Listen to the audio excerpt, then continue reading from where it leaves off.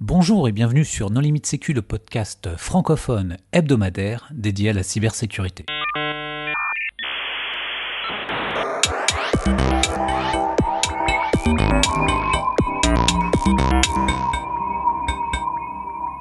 Alors aujourd'hui, nous allons parler du club des partenaires du GDR Sécurité Informatique avec Olivier Bétan. Bonjour Olivier. Bonjour à tous. Pour discuter avec lui, les contributrices et les contributeurs No Limit Sécu sont Jamila Boutmer. Bonjour. Nicolas Ruff. Bonjour. Hervé Schauer. Bonjour. Et moi-même, Johan Hulot. Alors, Olivier, en préambule, est-ce que tu voudrais bien te présenter ? Avec plaisir. Olivier Bétan, donc je suis un chercheur en sécurité informatique. Je suis chez Thales depuis 10 ans maintenant. Et un peu plus, et quelques cacahuètes en plus. Je suis sur le site de Palaiso, où j'ai la chance de travailler avec tout l'écosystème local. Je m'occupe d'un laboratoire de cybersécurité. On est une quinzaine de personnes, et mes sujets de prédilection, c'est l'infosec en général, donc la sécurité des données, des systèmes d'information dans leur ensemble. Les mécanismes de détection, les outils de probe, X, H, MDR, tout ce qui vous plaît en ce moment. Alors, on a déjà réalisé un épisode sur le GDR sécurité informatique, mais pour les auditeurs qui ne l'auraient pas suivi, est-ce que tu voudrais bien nous rappeler ce dont il s'agit ? Eh bien, le GDR, pour groupe de recherche en sécurité, c'est un organisme qui a été monté par le CNRS, pour regrouper un ensemble de laboratoires autour des activités de recherche en France, qui s'organisent autour de groupes de travail. Donc, le GDR a 6 groupes de travail sur le codage et cryptographie, les méthodes formelles pour la sécurité, la protection de la vie privée, la sécurité des systèmes, des logiciels et des réseaux, la sécurité des données multimédia et la sécurité des systèmes matériels. Donc, qui sont pilotés par des duos de chercheurs et qui anime des événements thématiques tout au long de l'année. Alors, vous disposez également du club des partenaires. Alors, de quoi il s'agit ? Eh ben, c'est la petite nouveauté qui date maintenant de l'année 1 avant Covid, donc maintenant 2019, qui regroupe des partenaires industriels de toute taille, de tous horizons, à partir du moment où vous êtes passionné en sécurité et où vous avez envie de rencontrer les laboratoires qui font partie du GDR de sécurité. C'est avant tout une initiative qui a été lancée par Gilda Savoine et Marc-Olivier Kilijan, qu'on a accompagné donc côté industriel avec Fred Reynal pour Quarks Lab et moi-même. Donc on s'est lancé en 2019 dans l'aventure pour voir ce qu'on pourrait faire avec 2 cerveaux côté Indus et 2 cerveaux, de gros cerveaux côté GDR. Et on en a bâti finalement un club dont l'idéal serait de mettre en relation des activités de recherche qui se mènent dans l'industrie et les émanations des travaux des équipes de recherche et coexister ces deux mondes et faire bénéficier l'industrie finalement du meilleur du monde de la recherche. Il y a combien de membres dans ce club ? Le club qui a été fondé à l'origine par Quarks Lab et Thales maintenant regroupe 2 nouveaux partenaires. Donc on est 5 désormais. Et l'annonce, je la fais aujourd'hui en live. On vient d'accueillir un nouveau partenaire et on s'en félicite, c'est Cyberdetect qui vient de nous rejoindre.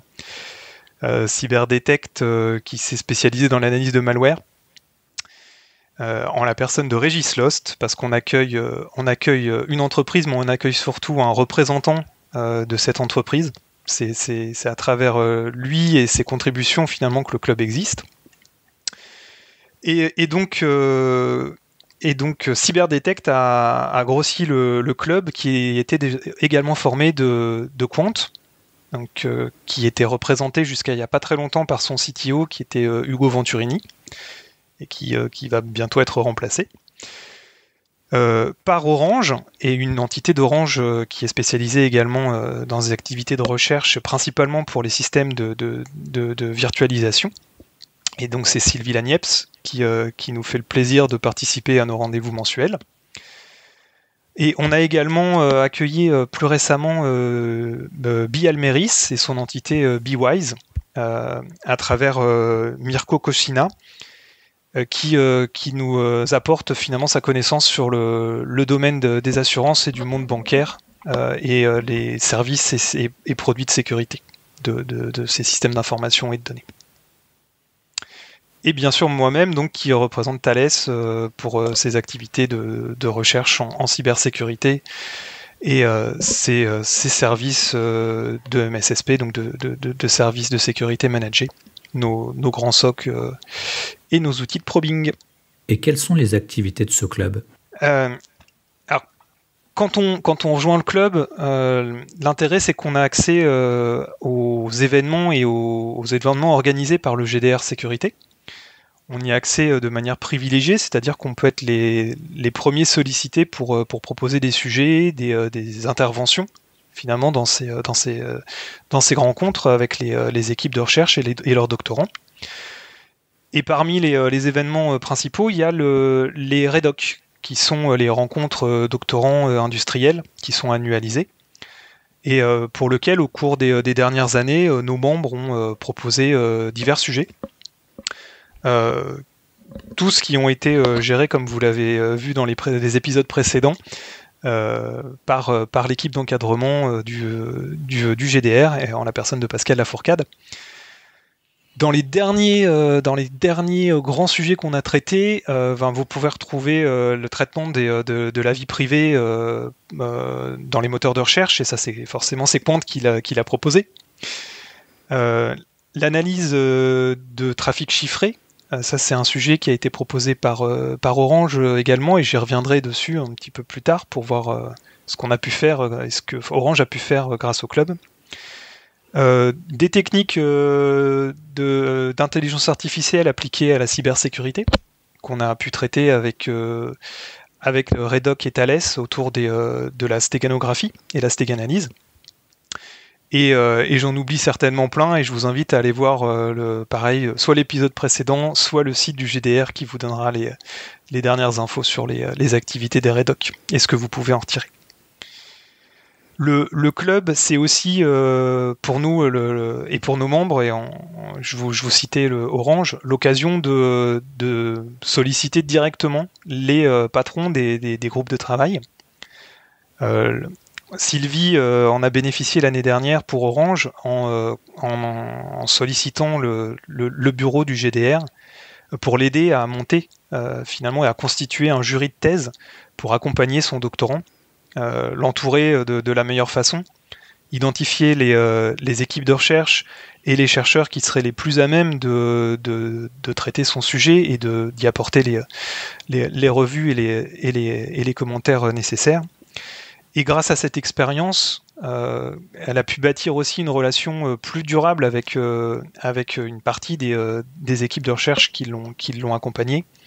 Et ça lui a permis de monter des collaborations dans des projets nationaux, européens, plus récemment, et d'étendre justement son réseau à ces équipes qu'elle a découvert justement grâce au GDR. Ou avec qui elle a pu améliorer ses relations. Au-delà de consolider, de renforcer et d'étendre les relations alors à l'échelle nationale et manifestement à l'échelle européenne, est-ce qu'il y a aussi vocation à apporter un volet formation, sensibilisation ? Est-ce qu'on est plus sur des objectifs d'essaimage, ou alors ça constitue un vivier de recrutement, ou tout ça à la fois ?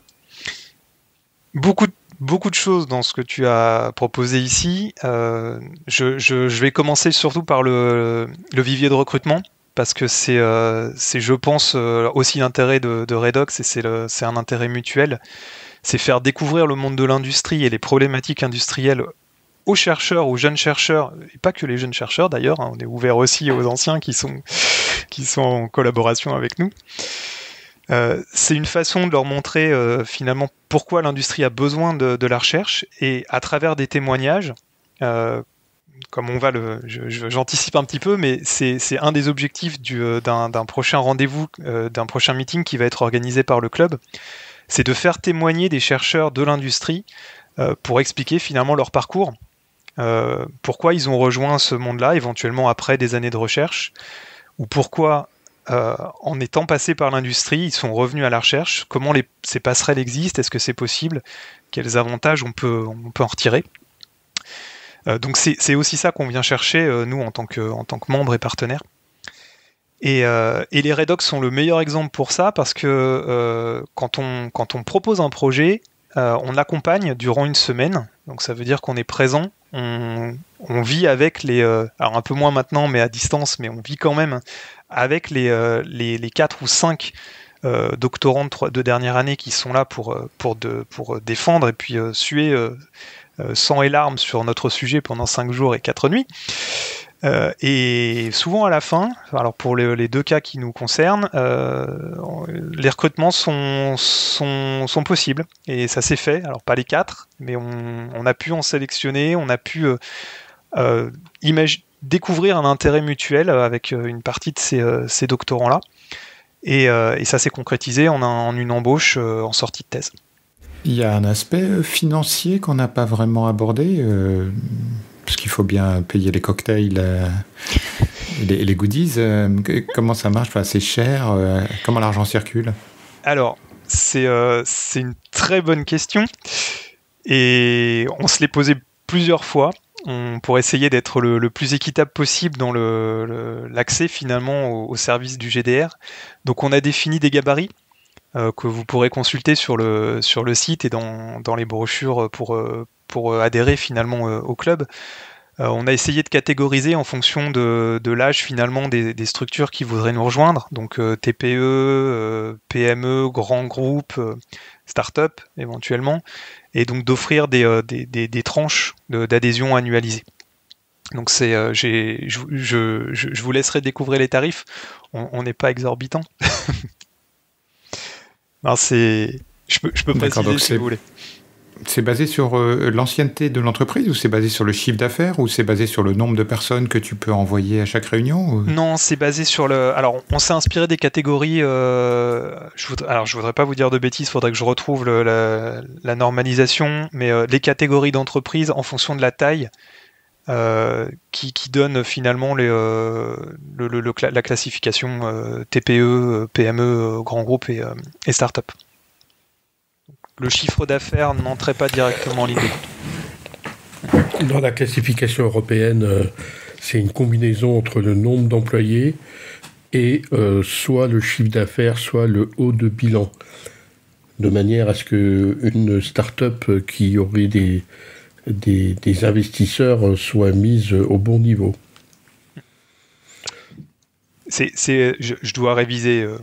J'avoue que ça fait longtemps j'ai pas revu le bulletin d'adhésion. Les sujets de recherche, ils sont uniquement décidés donc par les membres industriels ou enfin entreprises, ou est-ce qu'il y a une orientation? Comment ça marche les sujets de recherche? Alors je dirais une émulation mutuelle. C'est les groupes de travail du GDR ont leur programme de recherche et affichent et nous présentent finalement ces programmes-là à travers leurs journées thématiques. Donc mais la communauté et les membres du club également sont informés finalement des compétences et des sujets de recherche en cours dans ces laboratoires. Et ça tourne autour de quel type de domaine dans la cyber? Alors, tout ce qui se trouve dans les 6 catégories des groupes de travail du GDR, donc ça va vraiment de la sécurité des données, la cryptographie, codage, sécurité des données multimédia, des réseaux, des systèmes. Donc, l'intérêt du GDR, c'est que j'ai dû... Alors les sujets de recherche, ils sont choisis par les industriels, ils couvrent quel domaine? Alors les sujets de recherche à traiter en commun sont justement débattus, et donc c'est une émulation en fait. C'est le résultat d'un travail entre une équipe de recherche et une problématique industrielle. Donc l'intérêt du club, c'est que les industriels qui nous rejoignent aient connaissance des travaux de recherche. Et souvent, c'est une lacune, on n'a pas le temps de le faire, les équipes sont nombreuses, on a tendance à connaître notre écosystème local, et le GDR vous donne une vision plus large en fait de tout ce monde académique, en tout cas sur le territoire français. Et à l'inverse, en tant que partenaire académique, souvent on nous dit, et c'est ce qu'on nous demande nous quand on interagit avec les équipes et les labos, c'est mais finalement sur quoi vous travaillez, comment on pourrait vous aider, quelles sont vos problématiques du moment, quels sont vos produits, qu'est-ce qu'ils font, quelles sont les difficultés que vous rencontrez. Donc le résultat d'un travail de recherche, que ce soit le lancement d'une thèse, une CIFRE par exemple, ou un montage point à point, une preuve de concept, un consortium à animer pour répondre à un appel à projet, c'est le résultat de ces discussions communes. Et tout à l'heure, tu parlais des bénéfices en fait du travail sur ces projets, donc par exemple le recrutement. Et en termes de bénéfices, on pourrait parler aussi d'industrialisation. Donc est-ce qu'il y a des projets sur lesquels vous avez travaillé qui ont été ensuite industrialisés par les entreprises ? Alors, dans les exemples récents, j'ai des preuves de concept avancées, des pré-produits, et le cas de Sylvie dont je vous parlais en est un exemple, c'est-à-dire le résultat d'une thèse CIFRE qui est reversé ensuite dans les lignes de produits de sécurisation des environnements et des infrastructures virtualisées. Pour Thales, je peux vous donner aussi des exemples où nos produits ont développé de nouvelles capacités de détection suite à ces travaux de thèse. J'ai pas d'exemple de nouveaux produits. Et finalement, c'est une excellente question, bonne transition, parce que c'est un des sujets qu'on souhaite voir traité par le club. C'est comment, avec notre expérience de chercheurs en industrie et les équipes de labo, quels sont les écueils qu'on a rencontrés durant nos années d'activité. Qu'est-ce qui a fait qu'on n'a pas pu passer d'un travail de recherche à un produit ou à l'industrialisation de ces équipes-là, et justement, au contraire, quels sont les bons retours d'expérience ou les bonnes conditions qu'on a pu mettre en place quand ça s'est bien passé pour aller jusqu'au bout et finalement faire une activité de recherche, une fonction, un produit qui se vend et qui se voit et qui fait vraiment avancer la valeur d'un produit de cybersécurité. Donc on aura un témoignage, alors en l'occurrence ce sera Régis Lost de Cyberdetect qui viendra nous faire ce retour d'expérience, parce qu'il est passé par ces différentes étapes, à la fois en tant qu'entrepreneur, en tant que chercheur, en tant que membre de recherche dans l'industrie. Et donc il va nous expliquer son parcours et justement ses bonnes pratiques et les écueils à éviter.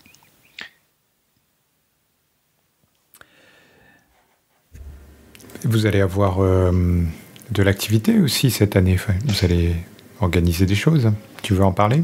Et avec plaisir aussi. Donc on a la chance d'avoir cette année un événement des journées annuelles du GDR qui va avoir lieu fin juin et qui se tiendra au nouveau campus cyber de la Défense. Donc on va en profiter pour colocaliser un événement du club des partenaires industriels où justement on abordera les questions sur le transfert de la recherche vers l'industrie, mais également, et sûrement on est en train de la préparer à travers une table ronde, les pratiques de gestion de crise dans l'industrie, comment on répond aux situations que finalement l'actualité nous apporte. Là, je pense que tout le monde est concentré sur la gestion des failles Log4j et Log4Shell. Un retour d'expérience de nos propres membres, de nos industries, un apport des bonnes pratiques préconisées par les sites institutionnels français. On va essayer de mettre tout ça autour d'une table et voir ce qu'il en sort. Comment vous faites pour exister au campus cyber ? C'est via Thales, Orange ou... Alors, le GDR a une présence en tant que partenaire académique. Donc, à ce titre-là, le club accompagnera le GDR Sécurité. Et certains de nos partenaires, dont Thales et Orange, ont une présence en tant qu'industriels. Donc là, le club et l'événement se tiendra au nom du GDR et donc sous l'égide du CNRS. Et donc pour faire simple, on a des mètres carrés parce nous on paye et qu'on a le droit d'y aller et les utiliser. Et est-ce que parfois il y a des sujets de recherche qui sortent un peu de la technique, qui sortent de la crypto, de la détection d'intrusion, de tous ces machins-là, et qui sont plus sur de la recherche côté management, c'est-à-dire comment faire pour que la cybersécurité fonctionne et se diffuse dans une grande organisation, donc des aspects plus humains, plus organisationnels, plus sciences du management. Dans nos entités individuelles, je répondrai oui. Les GDR ont aussi souvent des activités transverses. Donc le GDR sécurité est en lien et mène des travaux avec d'autres GDR qui traitent de ces aspects sciences molles, économiques et politiques. Moi, j'ai pas d'exemple, mais je suis aussi convaincu que c'est quelque chose de nécessaire. Et la gouvernance en cybersécurité et ses lacunes, on la vit tous les jours. Les aspects sciences humaines et sociales, la place de l'homme dans la chaîne de décision et de réponse pour la gestion d'incidents, la réponse à incidents également, la gestion des alertes, des SOC. Pour nous, c'est même plus que nécessaire, c'est vital. De quoi avez-vous besoin aujourd'hui ? Eh ben, de personnes motivées qui veulent contribuer à cet écosystème et finalement rejoindre le club, pas juste pour l'image, ce qui à mon sens est un vrai avantage du club, c'est s'associer aux équipes de recherche, mais pour finalement le faire avancer, construire avec nous des relations sur la durée entre équipes de recherche industrielles, des groupes, des consortiums finalement, qui partagent cette passion de la cybersécurité et qui ensemble, je pense, pourront monter ou proposer quelque chose de mieux que séparément. Ça me semble être une bonne conclusion, mais peut-être que tu voudrais ajouter quelque chose en mot de la fin ? Venez nombreux, venez aux événements futurs de juin du GDR Sécurité et les événements de lancement, venez nous rencontrer. Et surtout, on répondra à vos questions avec plaisir et on vous accueillera dans le club tout autant avec plaisir. Merci Olivier d'avoir accepté notre invitation. Eh bien, ce fut un plaisir partagé. Merci à vous. Chers auditeurs, nous espérons que cet épisode vous aura intéressé. Nous donnons rendez-vous la semaine prochaine pour un nouveau podcast. Au revoir. Au revoir. Au revoir.